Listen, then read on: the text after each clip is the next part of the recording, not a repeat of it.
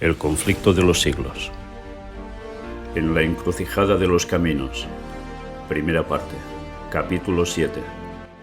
Y todo esto proviene de Dios, quien nos reconcilió consigo mismo por Cristo y nos dio el ministerio de la reconciliación, que Dios estaba en Cristo reconciliando consigo al mundo, no tomándoles en cuenta a los hombres sus pecados, y nos encargó a nosotros la palabra de la reconciliación.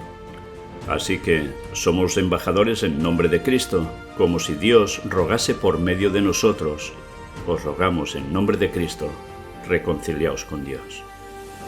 El más distinguido de todos los que fueron llamados a guiar a la Iglesia a una luz de una fe más pura fue Martín Lutero. Celoso, ardiente y abnegado, sin más temor que el temor de Dios y sin reconocer otro fundamento de la fe religiosa que el de las Santas Escrituras, fue Lutero, el hombre de su época. Por su medio realizó Dios una gran obra para reformar a la Iglesia e iluminar al mundo. Y a semejanza de los primeros heraldos del Evangelio, Lutero nació del seno de la pobreza. Sus primeros años transcurrieron en el humilde hogar de un aldeano de Alemania, que con su oficio de minero ganara los medios necesarios para educar al niño. Quería que ese hijo fuese abogado, pero Dios se había propuesto hacer de él un constructor del gran templo que venía levantándose lentamente en el transcurso de los siglos.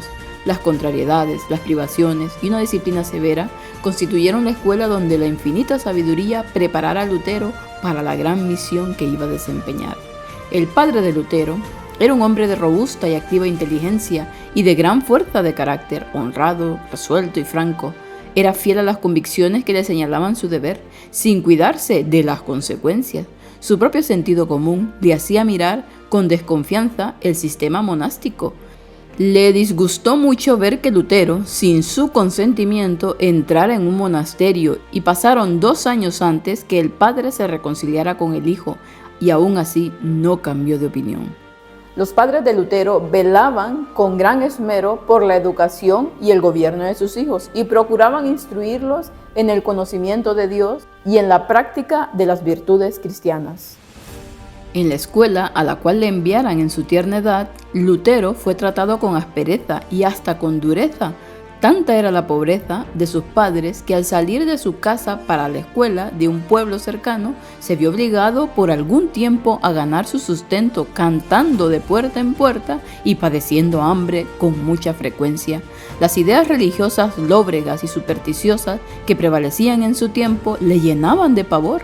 A veces se iba a acostar con el corazón angustiado, pensando con temor en el sombrío porvenir y viendo en Dios a un juez inexorable y un cruel tirano, más bien que un bondadoso Padre Celestial.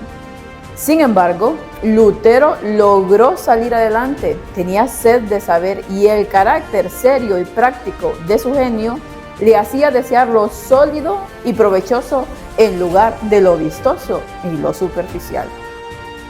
Cuando a la edad de 18 años ingresó en la Universidad de Erfurt, su situación era más favorable y se le ofrecían perspectivas más brillantes que las que había tenido en años anteriores.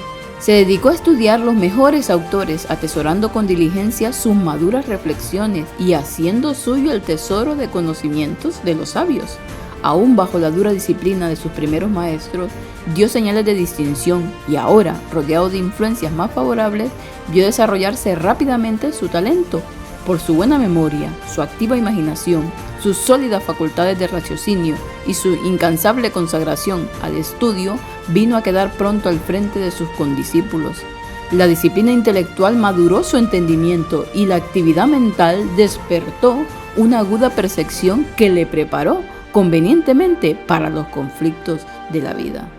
El temor del Señor moraba en el corazón de Lutero y le habilitó para mantenerse firme en sus propósitos y humilde siempre delante de Dios. Un día, mientras examinaba unos libros en la biblioteca de la universidad, descubrió Lutero una Biblia latina.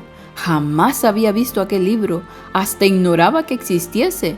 Había oído porciones de los evangelios y de las epístolas que se leían en el culto público y suponía que eso era todo lo que contenía la Biblia. Ahora veía por primera vez la palabra de Dios completa. Con reverencia mezclada de admiración, hojeó las sagradas páginas. con pulso tembloroso y corazón turbado, leyó con atención las palabras de vida. Cuánto daño ha hecho Roma, ocultándole al pueblo la palabra de Dios. Un sincero deseo de librarse del pecado y de reconciliarse con Dios le indujo al fin a entrar en un claustro para consagrarse a la vida monástica. No cabe duda que tenía un corazón dispuesto para el Señor. Allí se le obligó a desempeñar los trabajos más humillantes y a pedir limosnas de casa en casa. Se hallaba en la edad en que más se apetecen el aprecio y el respeto de todos, y por consiguiente aquellas viles ocupaciones le mortificaban y ofendían sus sentimientos naturales, pero todo lo sobrellevaba con paciencia, creyendo que lo necesitaba por causa de sus pecados. A pesar de todo esto, se deleitaba en el estudio de la palabra de Dios. Había encontrado una Biblia encadenada en el muro del convento y allá iba con frecuencia a escudriñarla. A medida que se iba convenciendo más y más de su condición de pecador, procuraba por medio de sus obras obtener perdón y paz. Observaba una vida llena de mortificaciones, procurando dominar por medio de ayunos y vigilias y de castigos corporales sus inclinaciones naturales, de las cuales la vida monástica no le había librado. No rehuía sacrificio alguno con tal de llegar a poseer un corazón limpio que mereciese la aprobación de Dios. A consecuencia de esta dolorosa disciplina, perdió sus fuerzas y sufrió convulsiones y desmayos de los que jamás pudo reponerse enteramente. Pero a pesar de todos sus esfuerzos, su alma agobiada no hallaba alivio y al fin fue casi arrastrado a la desesperación. Esto es lo que hace la salvación por obras en todas sus formas. Y cuando Lutero creía que todo estaba perdido, Dios le deparó un amigo. ¿Quién era? El piadoso Staupitz le expuso la palabra de Dios y le indujo a apartar la mirada de sí mismo, a dejar de contemplar un castigo venidero infinito por haber violado la ley de Dios y a acudir a Jesús, el Salvador que le perdonaba sus pecados. Sus palabras hicieron honda impresión en el ánimo de Lutero. Después de larga lucha contra los errores que por tanto tiempo albergara, pudo asirse de la verdad y la paz reinó en su alma atormentada. No cabe duda que Dios siempre envía un ayudante divino en forma humana. Lutero fue ordenado sacerdote y se le llamó del claustro a una cátedra en la Universidad de Wittenberg. Allí se dedicó al estudio de las Santas Escrituras en las lenguas originales. Comenzó a dar conferencias sobre la Biblia y de este modo el libro de los Salmos, los Evangelios y las Epístolas fueron abiertos al entendimiento de multitudes de oyentes que escuchaban aquellas enseñanzas con verdadero deleite. Staupitz, su amigo y superior, le instaba a que ocupara el público y predicase la palabra de Dios. Lutero vacilaba, sintiéndose indigno de hablar al pueblo en lugar de Cristo. Solo después de larga lucha consigo mismo se rindió a las súplicas de sus amigos. Era ya poderoso en las Escrituras y su elocuencia y claridad no tenían comparación. Lutero seguía siendo hijo sumiso de la Iglesia papal y no pensaba cambiar. La providencia de Dios le llevó a hacer una visita a Roma. Emprendió el viaje a pie, hospedándose en los conventos que hallaba en su camino. En uno de ellos, en Italia, quedó maravillado de la magnificencia, la riqueza y el lujo que se presentaron a su vista. Dotados de bienes propios de príncipes, vivían los monjes en espléndidas mansiones, se ataviaban con los trajes más ricos y preciosos y se regalaban en suntuosa mesa. Consideró Lutero todo aquello que tanto contrastaba con la vida de abnegación y de privaciones que él llevaba y se quedó perplejo. Finalmente vislumbró en la lejanía la ciudad de las 7 colinas. Con emoción cayó sobre sus rodillas y levantando las manos al cielo exclamó: ¡Salve, Roma Santa! Entró en la ciudad, visitó las iglesias, prestó oídos a las maravillosas narraciones de los sacerdotes y de los monjes y cumplió con todas las ceremonias de ordenanza. Por todas partes veía escenas que le llenaban de extrañeza y horror. Notó que había iniquidad en todas las clases del clero. Oyó a los sacerdotes contar chistes indecentes y se escandalizó de la espantosa profanación de que hacían gala los prelados aún en el acto de decir misa.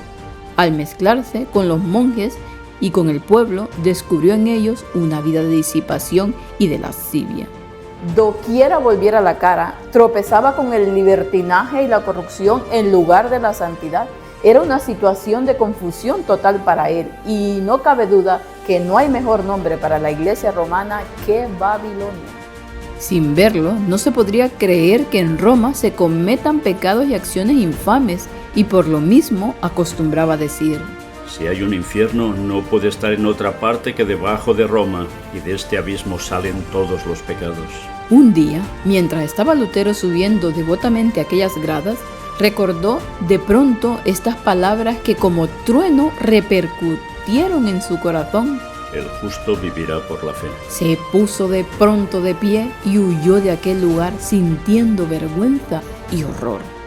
Ese pasaje bíblico no dejó nunca de ejercer una poderosa influencia en su alma. Desde entonces vio con más claridad que nunca el engaño que significa para el hombre confiar en sus propias obras para la salvación, y cuán necesario es tener una constante fe en los méritos de Cristo.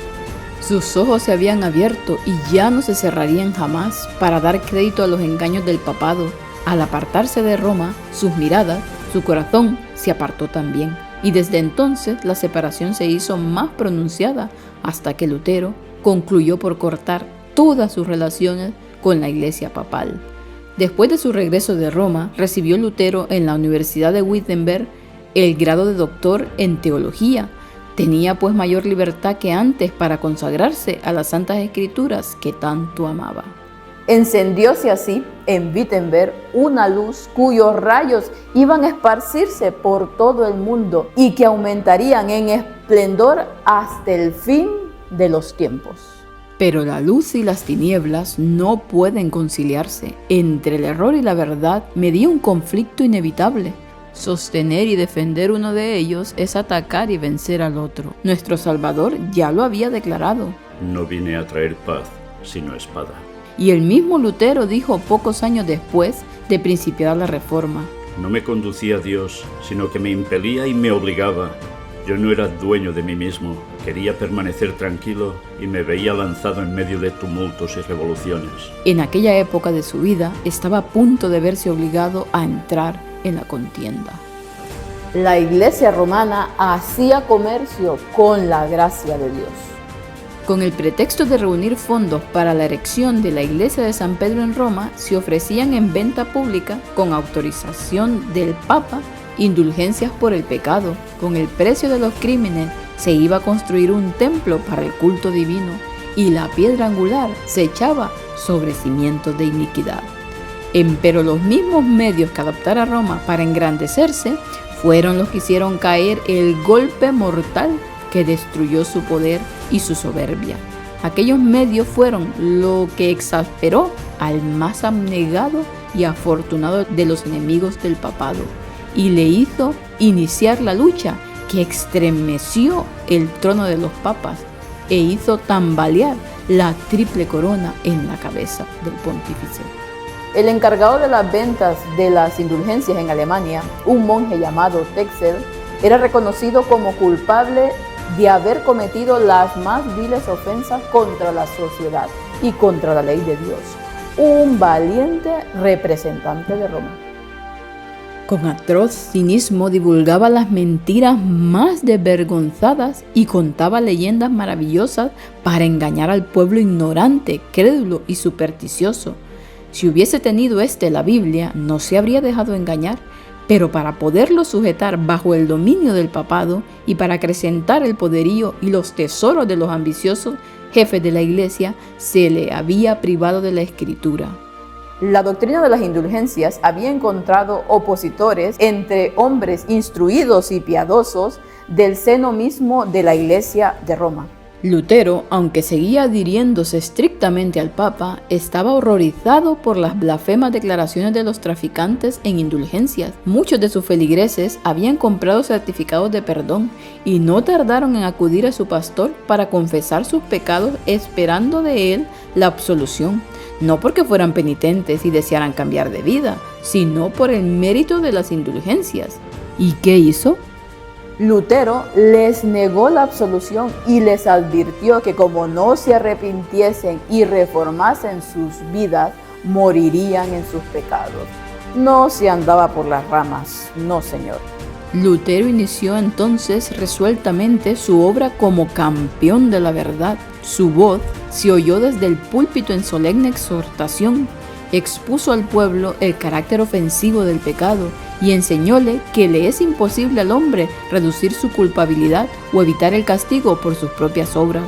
Solo el arrepentimiento ante Dios y la fe en Cristo podían salvar al pecador. La gracia de Cristo no podía comprarse, era un don gratuito. Viendo que Texel seguía con su tráfico y sus impías declaraciones, resolvió Lutero hacer una protesta más enérgica contra semejante abuso. Pronto ofreciósele excelente oportunidad. La iglesia del castillo de Wittenberg era dueña de muchas reliquias que se exhibían al pueblo en ciertos días festivos, en ocasión de los cuales se concedía plena remisión de pecados a los que visitasen la iglesia e hiciesen confesión de sus culpas. De acuerdo con esto, el pueblo acudía en masa a aquel lugar. Una de las tales oportunidades, y de las más importantes por cierto, se acercaba: la fiesta de Todos los Santos. ¿Qué hizo ese día histórico? En la víspera, Lutero, uniéndose a las muchedumbres que iban a la iglesia, fijó en las puertas del templo un papel que contenía 95 proposiciones contra la doctrina de las indulgencias. Declaraba además que estaba listo para defender aquella tesis al día siguiente en la universidad, contra cualquiera que quisiera rebatirlas. Fueron leídas y vueltas a leer y se repetían por todas partes. Fue una intensa excitación la que produjeron en la universidad y en toda la ciudad. Las tesis de Lutero desafiaban a discutir, pero nadie osó aceptar el reto. Las proposiciones hechas por él se esparcieron luego por toda Alemania y en pocas semanas se difundieron por todos los dominios de la cristiandad. Muchos devotos romanistas que habían visto y lamentado las terribles iniquidades que prevalecían en la iglesia, pero que no sabían qué hacer para detener su desarrollo, leyeron las proposiciones de Lutero con profundo regocijo, reconociendo en ellas la voz de Dios. Lógicamente, esto atrajo un revuelo y Roma no se iba a quedar con los brazos cruzados. Justamente las consecuencias de todo esto lo veremos en la segunda parte de este capítulo. La antorcha encendida en Alemania iba a esclarecer la encrucijada del camino y la justificación por la fe brillaría sin sombra alguna.